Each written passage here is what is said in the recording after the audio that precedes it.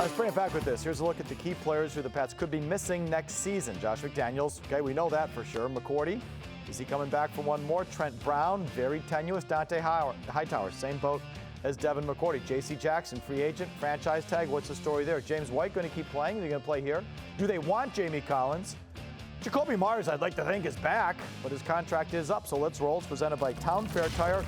We're going to use that to get into what we want the team to do. Top 5 Patriots needs this offseason. Before we give you our list, Greg Bedard from Boston Sports Journal joining us here. Do you think we're in for another transformational offseason? Not necessarily $180 million guaranteed, but big sort of foundational kind of changing moves. I don't think so. I don't think they're going to have the cap room to do anything like that. I mean, I think, you know, they basically took their big swing last offseason, and now it's about tweaking what they have, continuing to draft, develop. I mean, they have younger guys we haven't even seen yet. Josh Uche, Chase Winovich, Cam McGrone, who they drafted last year, could be your starting middle linebacker this year. So I think largely the bulk is here, and they're just going to have to tweak a little bit. Well, if you feel that way, you're going to hate this list. I got my top 5 needs for the New England Patriots. Let's throw them up there. I got top 5 needs. Number 1 need, they need a home run hitter on offense, a dynamic player.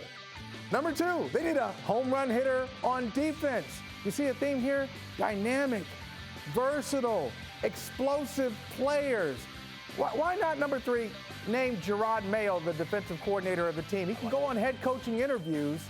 They support him on that, yet when he's at home with the Patriots, they have him as some nebulous inside linebackers coach who sometimes has defensive coordinator tendencies. Hire Bill O'Brien, go ahead, or Eric Bieniemy as your offensive coordinator.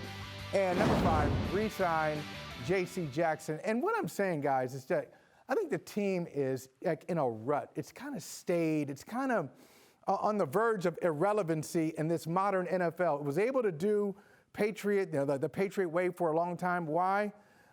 Because they had better players, and they had a generational, first ballot, obviously Hall of Fame quarterback.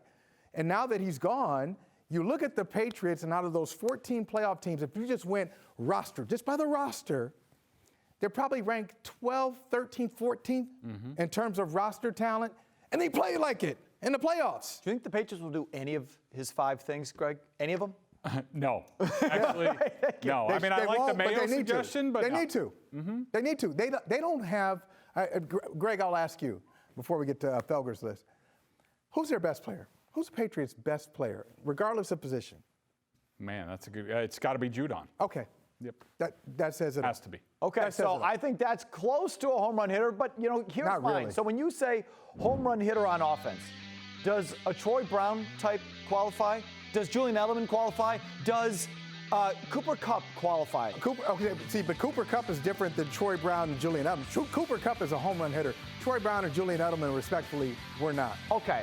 I want someone. Edelman was reliable. Cooper Kupp is a superstar. Okay. I want Mac Jones to have a guy.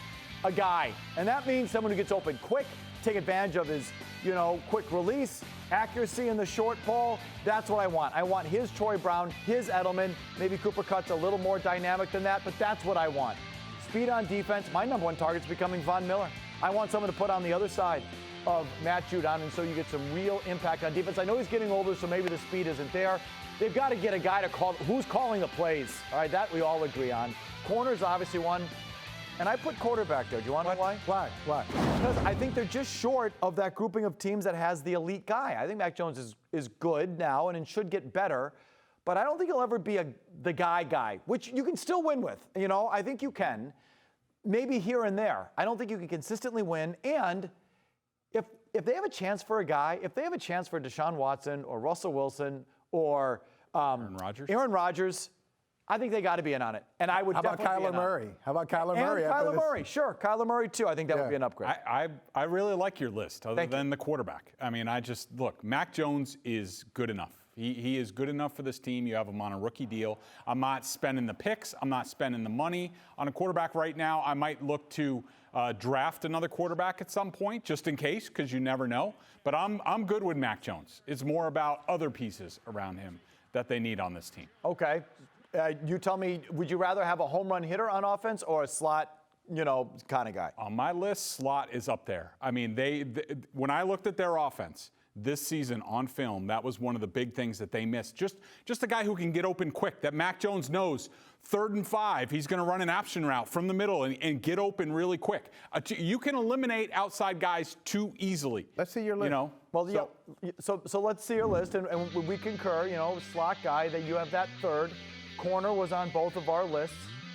Speed, is on there as well. Nose tackle.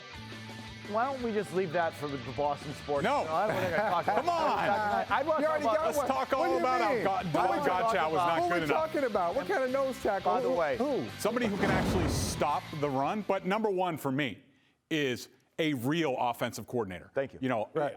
If Bill's listening, I don't care what you have to do. Go get Bill O'Brien.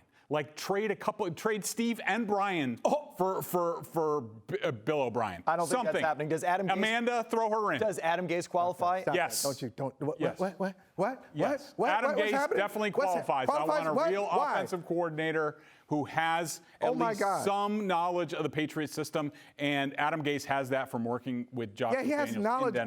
He's got knowledge. He's got bad knowledge. He's got bad knowledge. He's a very good offensive coordinator. He is very good. Based on what? Ryan Tannehill's year in 2016 was very much like Josh Allen. Ryan Tannehill got better. Everybody gets better when they leave him. He was great that year. No, he's so good to you guys, and he's good to you, isn't he? No, I have no relationship with Adam Gase. Stop with this nonsense, He's good to people in the media, and that's why people like him. But if you look at his numbers in New York, if you look at his numbers in Miami at the end, this is the illustrated face of mediocrity. No, I don't want Adam Gase here. I don't want Joe Judge to be a play caller.